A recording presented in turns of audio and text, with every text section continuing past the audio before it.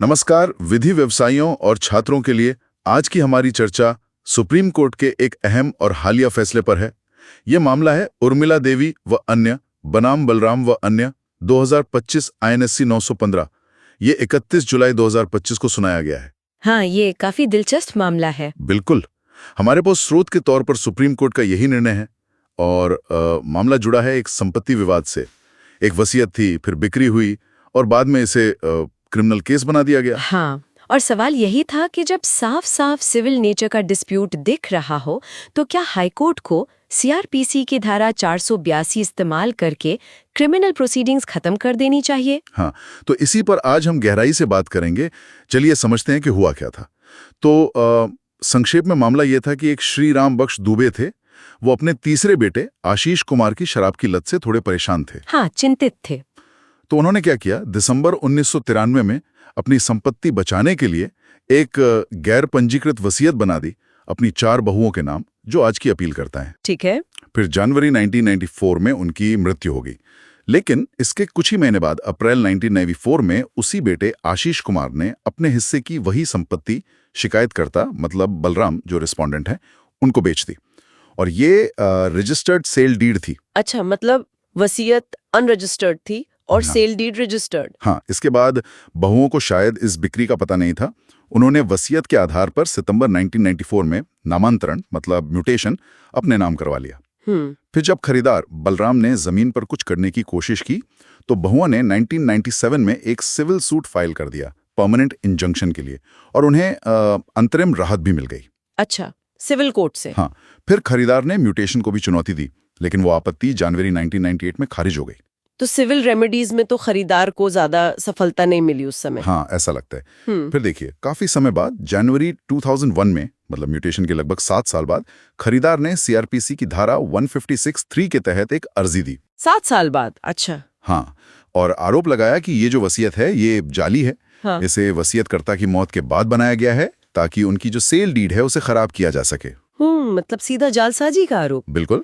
और इसी पर मजिस्ट्रेट ने अक्टूबर 2002 में बहुओं के खिलाफ IPC की धारा 419, 420, 467, 468, 471 के तहत समन जारी कर दिए। और यहीं से मामला फिर क्रिमिनल कोर्ट पहुंच गया और अपीलकर्ताओं ने मतलब बहुओं ने इसे रद्द करवाने के लिए इलाहाबाद हाईकोर्ट में 482 CRPC की अर्जी डाली। हाँ, लेकिन हाईकोर्ट ने क्या किया, 16 साल लगा दिए। हाँ, काफी लंबा समय है।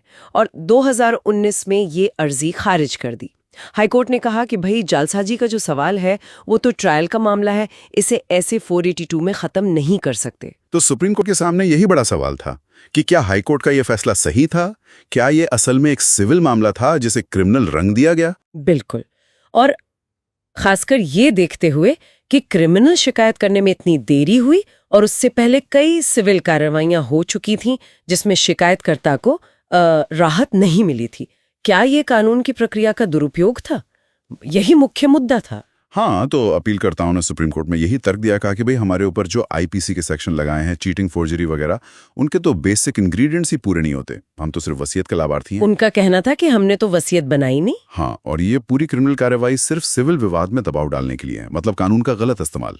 उन्होंने RK विजय सारथी और आनंद कुमार मोहता जैसे फैसलों का हवाला भी दिया। हाँ, जिनमें सुप्रीम कोर्ट ने कहा है कि हाईकोर्ट को ऐसे मामलों में सतर्क रहना चाहिए जहां सिविल मामलों को क्रिमिनल जामा पहनाने की कोशिश हो। दूसरी तरफ रिस्पोंडेंट का तर्क सीधा था कि हाई कोर्ट ने सही किया है, आरोप गंभीर हैं, जालसाजी का पता तो ट्रायल से ही चलेगा। अब आते हैं सुप्रीम कोर्ट की ऑब्जर्वेशंस पर जो काफी महत्वपूर्ण है। कोर्ट ने सबसे पहले भजनलाल बनाम हरियाणा राज्य वाले मामले के दिशा निर्देशों को देखा। हाँ, वो लैंडमार्क जजमेंट है 482 के लिए। बिल्कुल। खासकर पैरा 102 के वो पॉइंट्स कि अगर FIR या शिकायत में लिखी बातें प्रथम दृष्टया कोई अपराध बनाती ही ना हो या कार्यवाही दुर्भावना से प्रेरित हो तो उसे रद्द किया जा सकता है। तो कोर्ट ने उन धाराओं को देखा, 419, 420, 467 वगैरह। हाँ, कोर्ट ने हर धारा के तत्वों को परखा और पाया कि अपीलकर्ताओं जो सिर्फ लाभार्थी थीं, उनके खिलाफ ये अपराध पहली नजर में नहीं बनते। न तो उन्होंने कोई धोखाधड़ी की, न प्रतिरूपण किया, न ही कोई बेईमानी से संपत्ति ट्रांसफर की। जालसाजी का सीधा आरोप उन पर नहीं था। अच्छा, तो सिर्फ अपराध के तत्व नहीं, कोर्ट ने और क्या देखा? वो देरी वाली बात? हाँ, वो बहुत अहम था। कोर्ट ने इस बात पर खास गौर किया कि क्रिमिनल शिकायत दर्ज करने में लगभग 7 साल की देरी हुई, वो भी तब जब शिकायतकर्ता सिविल कोर्ट में कामयाब नहीं हो पाया था। तो कोर्ट को लगा कि ये जानबूझकर किया गया। कोर्ट ने इसे दुर्भावनापूर्ण कार्रवाई मतलब मिलिशियस प्रोसिक्यूशन का एक मजबूत संकेत माना। कोर्ट ने इंद्र मोहन गोस्वामी केस का जिक्र किया और कहा कि क्रिमिनल प्रोसिक्यूशन खासकर 420 और 467 जैसी गंभीर धाराओं में उत्पीड़न का हथियार नहीं बनना चाहिए और इसके लिए मेंस रिया यानी आपराधिक इरादा साबित होना जरूरी है। इसी तरह माधवराव जिवाजीराव सिंधिया वाले केस का भी हवाला दिया कि अगर कन्विक्शन की संभावना बहुत कम हो और कार्यवाही किसी गलत मकसद से शुरू की गई हो तो कोर्ट को उसे खत्म कर देना चाहिए। तो कोर्ट का रुख काफी साफ था इस मामले में। बिल्कुल। कोर्ट ने फिर से R.K. विजयसारथी, आनंद कुमार मोहता और हाल के विशाल नोबेल सिंह केस को दोहराया। संदेश साफ था कि हाई कोर्ट्स को धारा 482 की शक्तियों का इस्तेमाल करके ऐसे मामलों में हस्तक्षेप करना चाहिए जहां साफ तौर पर सिविल विवाद को आपराधिक रंग दिया जा रहा हो।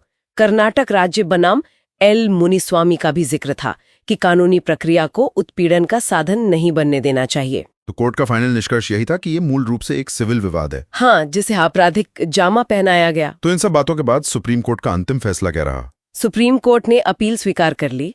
इलाहाबाद हाई कोर्ट का जो 2019 का आदेश था उसे रद्द कर दिया। और क्रिमिनल केस का क्या हुआ? वो भी रद्द। शिकायत मामला संख्या 627/2002 की पूरी कार्यवाही को क्वैश कर दिया गया। ठीक है। हाँ, लेकिन कोर्ट ने ये भी साफ किया कि इस फैसले में जो भी कहा गया है उसका असर पार्टियों के बीच अगर कोई और सिविल केस चल रहा है तो उसके मेरिट्स पर नहीं पड़ेगा। समझ गया। तो इस फैसले के निहितार्थ क्या है? मतलब आगे के लिए इसका क्या महत्व है? देखिए, सबसे पहले तो ये फैसला भजन लाल केस के सिद्धांतों को और पुख्ता करता है कि धारा 482 का इस्तेमाल कब होना चाहिए। हाँ, खासकर सिविल क्रिमिनल ओवरलैप वाले मामलों में। बिल्कुल। ये एक तरह से अदालतों को फिर से याद दिलाता है कि सिविल झगड़ों को निपटाने के लिए क्रिमिनल कानून का दुरुपयोग ना होने दें। इस प्रवृत्ति के खिलाफ सतर्क रहें। और वो देरी वाला पॉइंट भी अहम है। बहुत ज्यादा।